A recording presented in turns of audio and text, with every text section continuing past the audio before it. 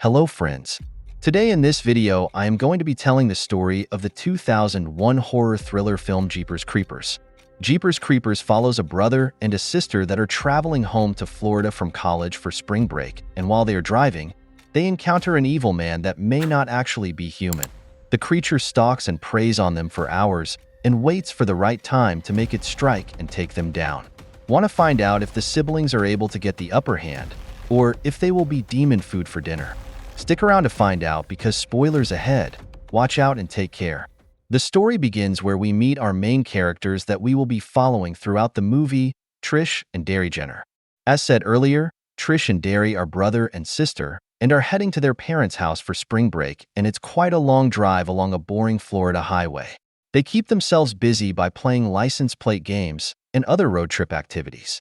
As they are driving on the highway, an old beat-up truck with the license plate beating you speeds right back up to them and rides their ass for no reason at all. Derry keeps waving for the truck to go around him, but the truck isn't responding at all and is being very dangerous on the road. The truck eventually goes around and speeds off into the distance. Trish tells Derry about how their friends from high school went missing on this same highway, and she thinks a murderer got a hold of them. A little bit further down the highway, they pass an old church and they see the same truck from earlier dumping what appears to be bodies wrapped in sheets with blood stains down some sort of drain pipe.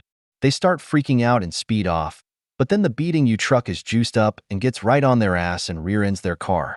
Eventually, Derry swerves off of the road and into a field, and the beating you truck continues on the highway. Derry comes up with the genius idea that they should go back to the old church and find out what he was dumping down the drainage pipe, and Trish really doesn't want to, but he convinces her to do it real quick. Gotta love horror movie decision-making. They get back to the church and luckily the guy is gone, so they go over to look down the pipe, and as Derry is hanging down on it, a mouse crawls up next to him and freaks him out, causing Trish to lose control of his legs, and he falls all the way to the bottom of the pipe. Miraculously, he survives the fall with no wounds and gets up like nothing even happened. Yeah, we would have at least broken some bones. Derry starts looking around down in the pipe area and he comes across the bag he saw being dumped earlier, and whenever he opens it up, it is an alive man that has organs removed from his body and then had his body sewn back up. His whole stomach area had been cut open and he has not died from his wounds yet. Derry yells at Trish to go find help immediately and then come back for him, but she said she isn't leaving him there alone and will go watch out for the beating you truck to come back. Derry then starts looking around the cellar area some more, and there are hundreds of more bodies strapped up to the wall, and it looks like they have been preserved for who knows what. He also finds the bodies of the friends that went missing back in high school, and turns out they were murdered as Trish thought. As Trish is on the lookout, she sees a truck coming back off in the distance, but luckily when it gets closer, it is just another random truck and not the same one from earlier. Derry then scares her from behind, and he looks completely scared and confused and wants to leave immediately. Trish and Derry get back on the highway, but are almost out of gas, so they have to pull over at a gas station to get gas and hopefully talk to the police. As they get out of the car, the beating you truck drives by them, but doesn't stop this time. They run into the diner and tell everyone inside they need the police to come there right away to report a murder. Inside the diner, the payphone rings and it is a random woman looking for Derry, and she tells him that he is in danger and she had a vision that the creeper was going to come for him. He has no idea what the creeper is, but he will soon find out what he is. She even plays him a Jeepers Creepers song that plays whenever the creeper is near, and he thinks she is crazy and hangs up the phone. The cops arrive and they aren't really buying Derry's story and think he is just high on some drugs or something, but they said they will go check the old church out.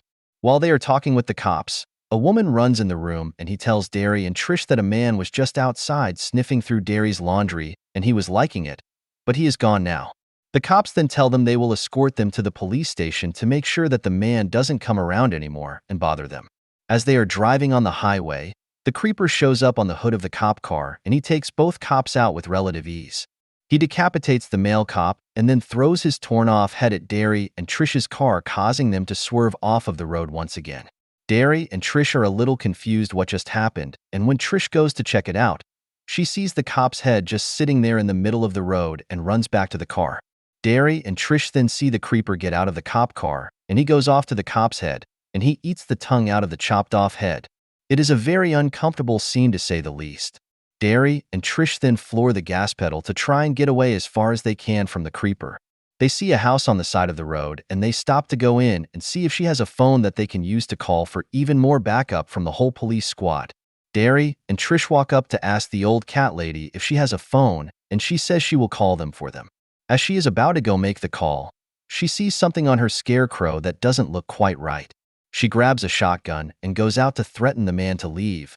But he sneaks around her house, and when she goes in to kill him, the creeper kills her like she was an ant. The creeper then walks up to the door while holding the lady, and when he drops her, we get to see his face for the first time, and boy is he hideous. Trish and Derry sprint to the car to get away, and the creeper quickly follows them to make his move. He jumps on their car, and they reverse, then Trish puts the car in gear and speeds towards him, but he just jumps over them like it's nothing. Whatever he is obviously not human, and they are starting to realize it. Trish then floors the car again, and actually able to take the creeper down. She then runs over him many times, hoping to put him down for good, and then they speed off to let the creeper die, but we all know that ain't happening. The thing even has wings, but one of his wings is too damaged to work, so he can't fly away. We then jump to the police station where Derry and Trish have finally made it to, and they call their parents to come and pick them up because their car is pretty much toasted now. The creepy lady from the phone call earlier comes into the station, and she tells Derry that he isn't safe and he needs to leave right now, but he still thinks she is just crazy. Her name is Giselle, and she apparently has visions of the creeper that no one else does, and she saw in her vision that Derry was in deep trouble. Giselle tells Derry that the thing wants something on Derry's body to eat, and how the creeper eats human parts that it wants to regenerate. If the creeper is injured or loses a body part, he can just eat a human one, and he will grow it back, and it doesn't actually die, and Giselle knows the creeper wants something from Derry's body, and that is why he needs to get out of Dodge right away. We then see the creeper with one leg and arm show up at the police station, and he goes down to the jail part of the building and starts eating some inmates' body parts to grow his back. The creeper then takes out one of the cops downstairs, and the whole building goes into lockdown mode in hopes of not letting him get out, but they have no idea what they're dealing with here. Derry and Trish were put in a safety room upstairs with Giselle while the cops tried to deal with the creeper, but he finds them upstairs and starts crawling on the walls looking for Derry.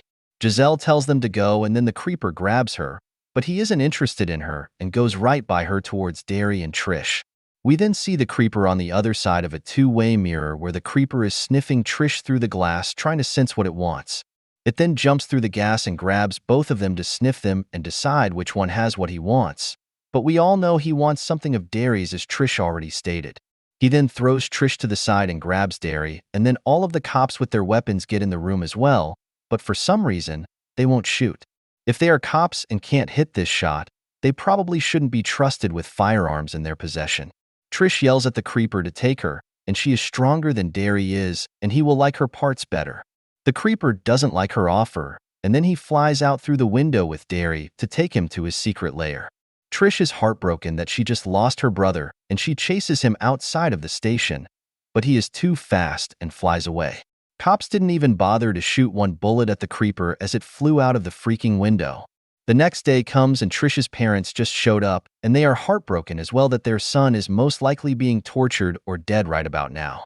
We then go see the creeper working in his workshop in some abandoned factory while whistling his Jeepers Creepers song. We then see Derry's body in full just without his eyes. The creeper wanted his eyes the whole time, and the last shot of the movie is the creeper looking at us with his new eyes. That is how this one ends. Thanks for watching, friends.